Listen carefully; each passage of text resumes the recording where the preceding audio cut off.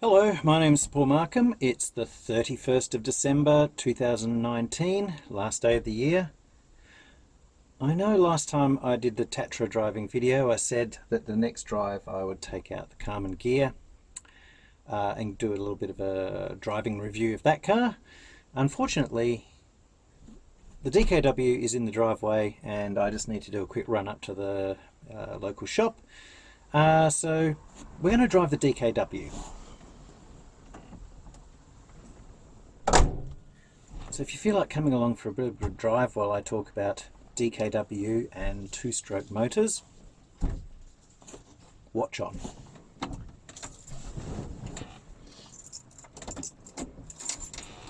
Ignition.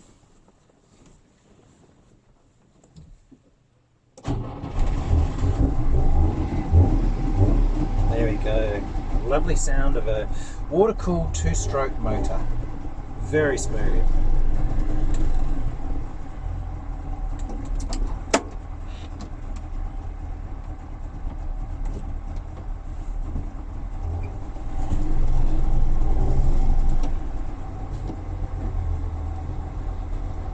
This car, unlike the Tatra, has excellent all-round vision. It's beautifully wide and very good visual through the windows there.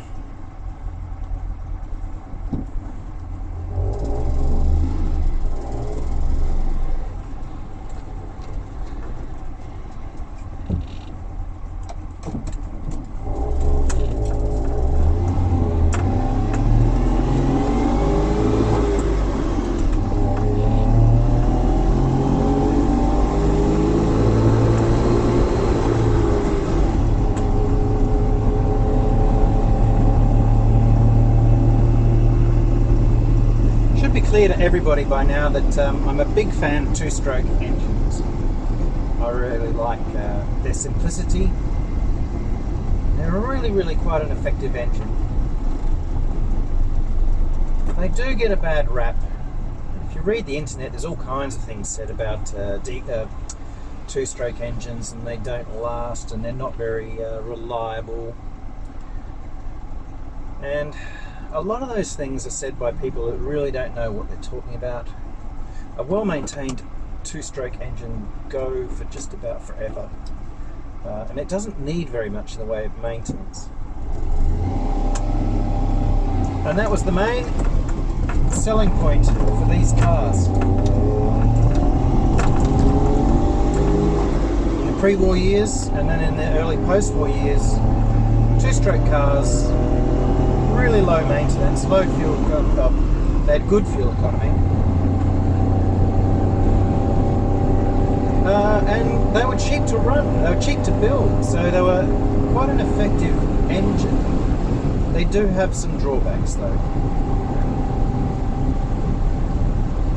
Really, what I wanted to talk about in this very quick drive is DKW's place in the development of the two-stroke motor. DKW's founder, Jürgen Rasmussen, he was Dane. He did his technical engineering degree in Germany, and then he founded a steam fittings company.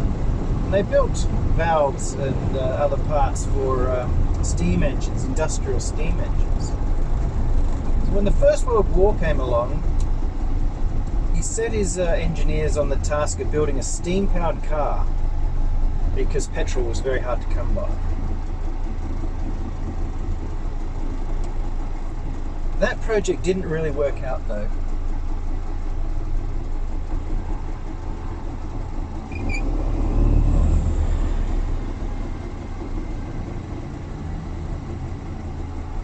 And it went into abeyance in 1919 after the war.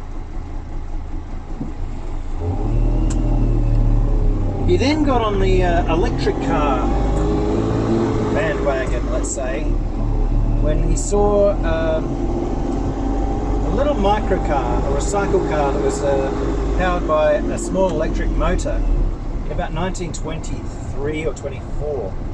And he thought, that's it. And he purchased an order of about 30 of these cars The company was called Slaby Beringer.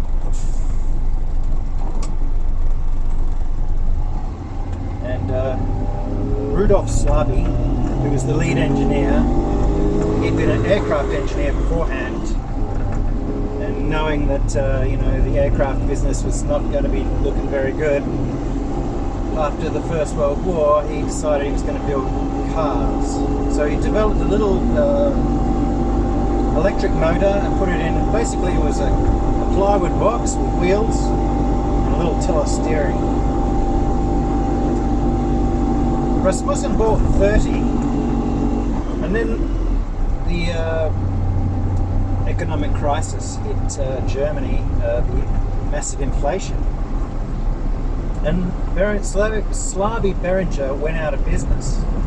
So Rasmussen didn't want to lose his investment, so he bought up the company, and he was very much like that.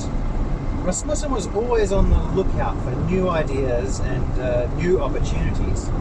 And he thought the electric car business is the way to go, because electricity was pretty abundant in Germany, and it was very technically simple. So he saw, here's an opportunity to make some money in the hard economic times of post-First World War Germany.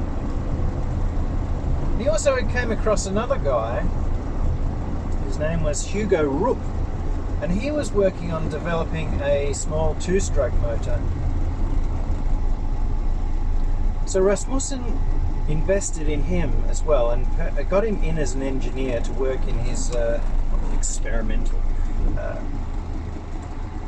engineering division, I guess you'd say. And together they developed a very small, it was about 25 to 30 cc motor. It was a two-stroke motor, extremely simple.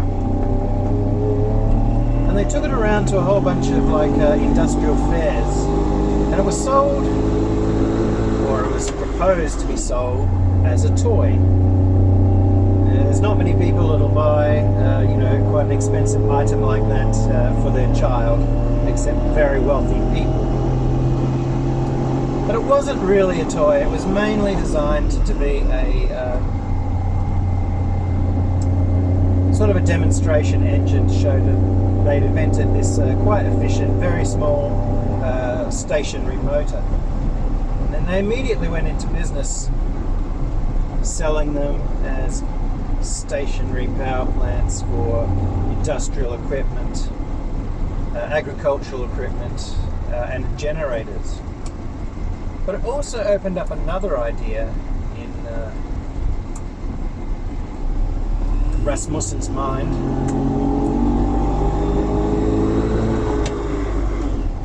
What if you took this little engine, it's just a very basic two-stroke, it's probably about 50-60 cc's by this stage in its industrial capacity, and it went up to about 100 cc's, 125 cc's. There was a range of different engine sizes that you could get. And he thought, what if we put one of these onto the electric car? And they tried that. They had one of their electric car vehicles, because they're only very light. It's just basically almost a coffin-shaped pine wood box with wheels. And they mounted it on the side, and it had a belt drive driving it. It wasn't a very successful idea because the engines were too inefficient and too small.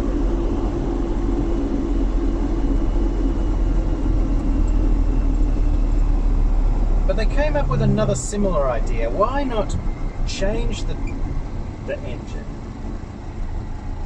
so that it could be clipped onto the back of a bicycle? And that was the money maker.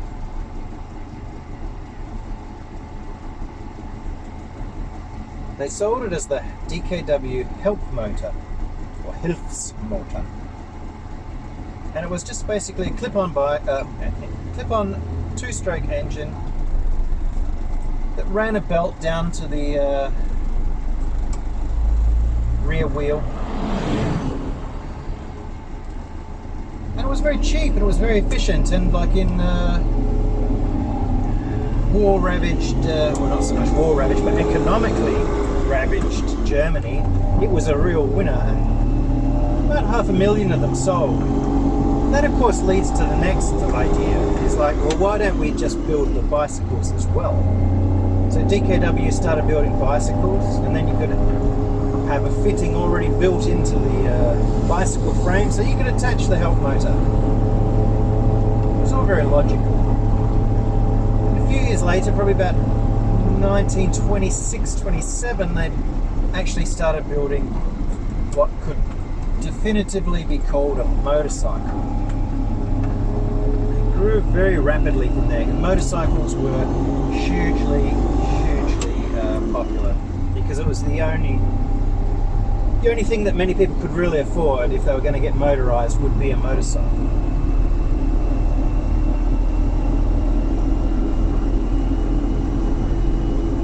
DKW quickly became a very, very big player in the motorcycle business, but it wasn't until about 1929 that they really hit a boom, and that was with the discovery of the Schnurl reverse scavenging system. Adolf Schnurl. Well, I'll have to go back a little bit. Part of the problem... Actually, I'm going to go straight ahead. I was going to turn left here, but I'm going to go down somewhere else. Okay.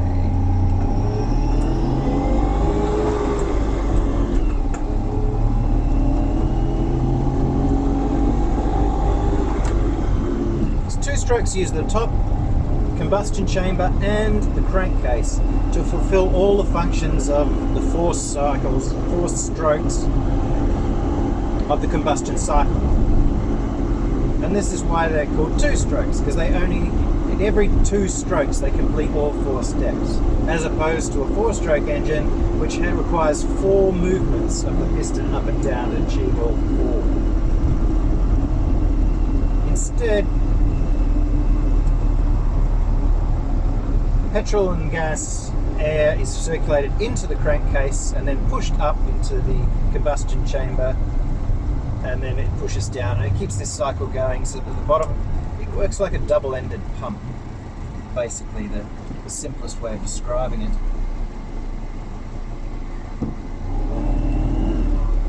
Because it doesn't have anything like valves to separate these processes,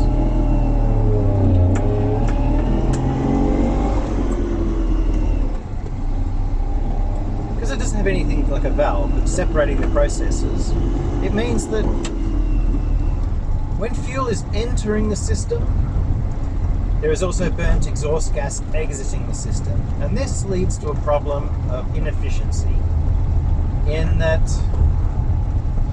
some unburnt fuel will get into the exhaust gas and be expelled in the exhaust, hence you get blue smoke. And also, exhaust gas sometimes doesn't fully clear, so it ends up being put back in, remaining in the cylinder, and it makes the combustion inefficient. Now, there's a whole series of very complicated piston shapes and deflector shields and all kinds of other ways that were tried during the 1920s to make the combustion more effective and reduce this problem. Rupp, when he was designing the earlier pistons, he had them with domes and curves in it so that it would always ensure that the pressure wave forces the exhaust out. But every time you adjust the shape of the piston, it creates its own problem, in that you end up with thermal inefficiencies, in that some parts of the piston get hotter than others, and that leads to hot spots in the cylinder, and that isn't very effective. Adolf Schnurl was a technical engineer. He worked as an academic. He wasn't working as in a company. or doing work really on his own. He was doing it academically. And he had looked at this problem, and he decided that after doing a whole lot of mathematical modelling, the best way of solving this problem was to change the positioning of the ports. It's only a very, very slight change to, you know, many of other trials that have been done. And a dead flat piston top. So if you have dead flat piston top, very slightly curved, and you position the ports very close together, the pressure wave that's created within the cylinder will force the exhaust out like 99%. He wrote a paper about it, and he published it in a technical magazine, and you know, there you go. And then he patented the idea, and then that was it. He wasn't an engineer who was working for a company. Job done. Rasmussen, as I said, was he was a very on the ball, bright thinking. And he happened to come across the article describing the Schnell process.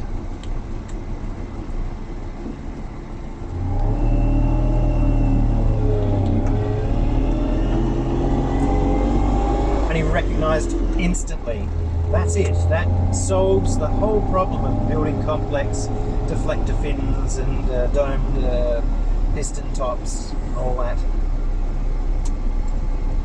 He was so convinced of this that he actually jumped on a plane. It was like the first time, basically, any like company director, usually you'd get on a train in those days. I think it was about 1927, 28, could be 29.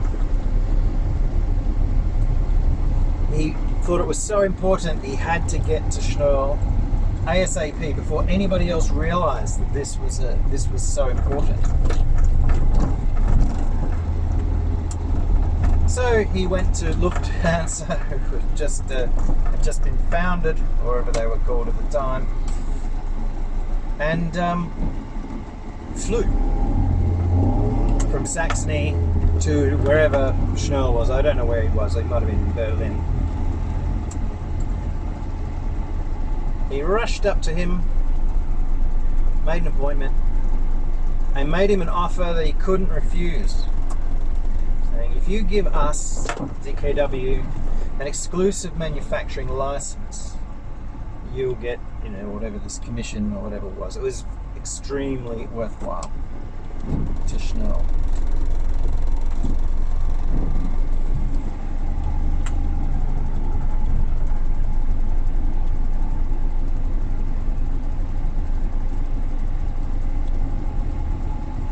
Anyway, Schnell signed up, and the deal was done, contracts were made, and then DKW gained the license. They then had to re-engineer their engines. But by 1930 they were producing engines with the Schnell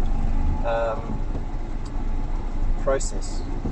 It saved DKW a huge amount of money in complex engineering. And the machine tooling was much simpler, the engineering was much easier for them. And then it also resulted in a substantial increase in horsepower for the size of the engine. And it wasn't long before other companies started noticing that DKW motorcycles were substantially faster and better performing than everybody else's. And of course, once that cat was out of the bag, everybody started wanting to take the idea. It did lead to a great deal actually of litigation. But right through the 1930s, DKW was the manufacturer of the only modern two-stroke engine in the world. And they used it in their cars, and they used it, of course, in their motorcycles and in their industrial engines. After the war, however, all German patents were forfeit. so they lost their ability to control that. The Japanese got a hold of it, and so did everybody else as well, and then that became the standard two-stroke engine that we all know and love today. Yes, I do.